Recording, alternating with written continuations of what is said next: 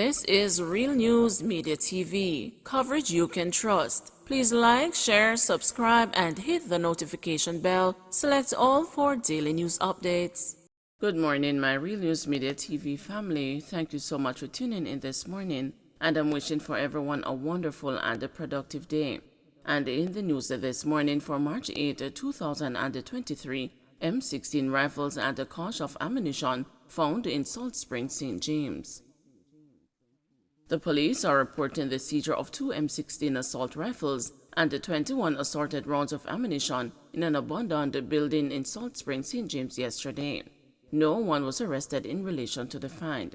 It was reported that about midday, a police and military team conducted a targeted raid at the abandoned building on Rough Road in Salt Spring. During a search of the building, 2 M16 assault rifles with a magazine containing 16 5.56 rounds and 5 9mm rounds of ammunition were seized. The investigation is ongoing. Teen girl arrested in death of man following altercation. A 17-year-old girl is now in police custody following the death of 20-year-old Fitz Fuller, otherwise called Bless of Golden Heights, Denham Town in Kingston on Monday. The police report that about 10 p.m., the teen was walking along Last Street in Denham Town when she was allegedly attacked by Fuller. A confrontation occurred between the two, during which both were injured. The police were summoned and they were taken to the hospital, where Fuller was pronounced dead and the teen treated and released. An investigation was launched into the matter and the teen was arrested. Lawmen continue to probe the incident. Alleged robbers fatally shot by police in St. Mary. 2 men were shot and killed by the police during a shootout in St. Mary early Tuesday morning. It is reported that a police team was on patrol around 3 a.m. in Anota Bay when 4 men were seen loading goods from a business establishment into a white Toyota Probox motor car. Upon the approach of the lawmen, the men reportedly opened gunfire, which was returned by the police. When the shooting subsided, 2 of the men were found suffering from gunshot wounds, while the other 2 escaped on foot. The police seized the handgun and the car. The injured men were pronounced dead at hospital. A search is on to locate the other men. 4 charged for robbing woman of items valued $100,000. 4 men were charged with robbery with aggravation and receiving stolen property following an incident on Upper Elletson Road in Kingston on Tuesday, February 28.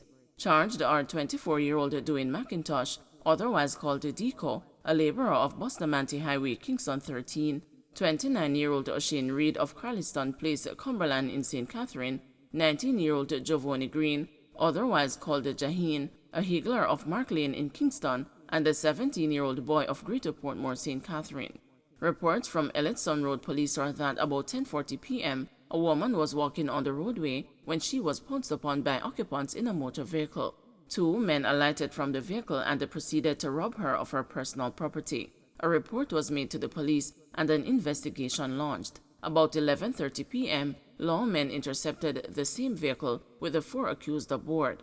The vehicle was searched and the occupants' properties were reportedly found. The properties have an estimated value of $100,000. McIntosh, Reed, Green, and the teenage boy were charged on Monday, March 6. SLB will no longer require guarantors for PATH applicants. Starting this September, beneficiaries of the Program of Advancement through Health and Education who apply to the Students' Loans Bureau will not need guarantors to support their applications. This was announced by Finance and the Public Service Minister, Dr. Nigel Clark, while opening the budget debate in the House of Representatives on Tuesday. Clark said that the no guarantor policy reaped success with the wards of the state, with the SLB now having 98 applicants from that category, up from 46 a year before.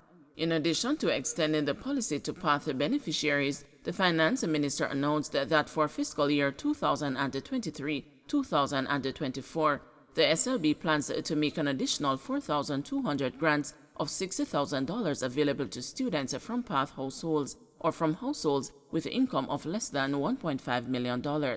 These students will also benefit from a waiver of application fees to access loans from the SLB.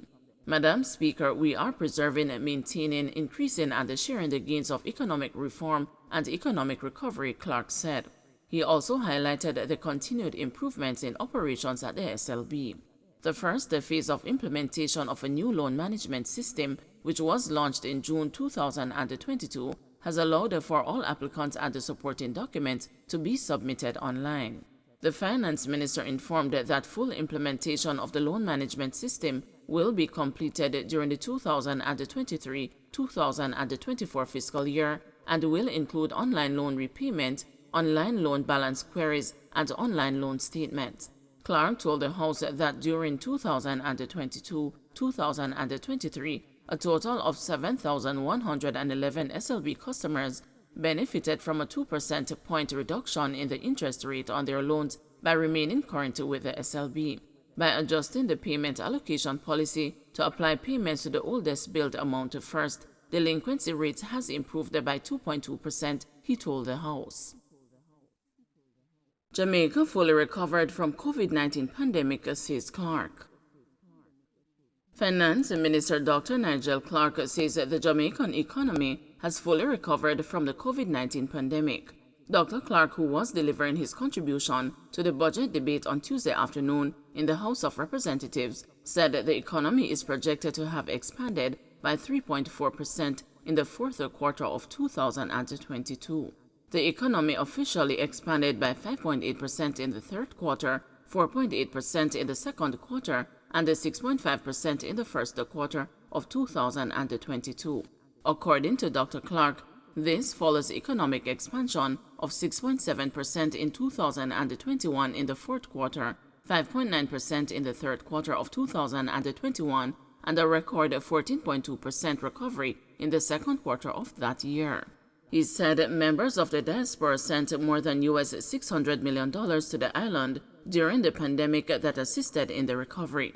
Dr. Clark added that the employment environment of Jamaica has improved with 1.26 million Jamaicans now employed. The unemployment rate is at 6%.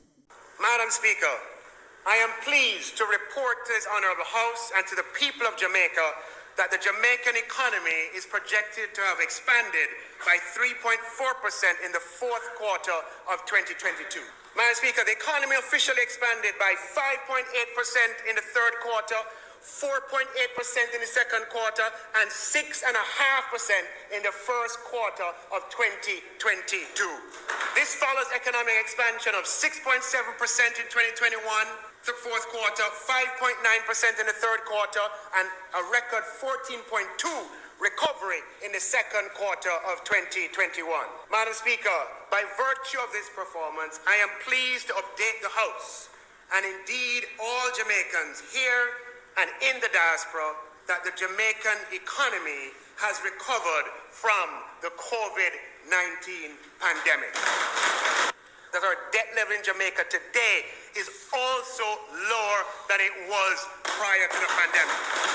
Madam Speaker, data from the IMF confirms that with the exception of oil-rich Guyana, there is no other country in the Western Hemisphere, no other independent state in the Western Hemisphere that can claim all three of these things at the same time in 2022.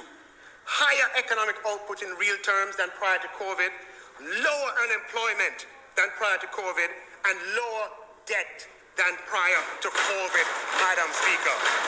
Quite a few countries have two of those, Madam Speaker, but Jamaica is the only one in this hemisphere, with the exception of Guyana, that can report those three things as at 2022. Don't forget to like, share, subscribe, and hit the notification bell. Select all for daily news updates.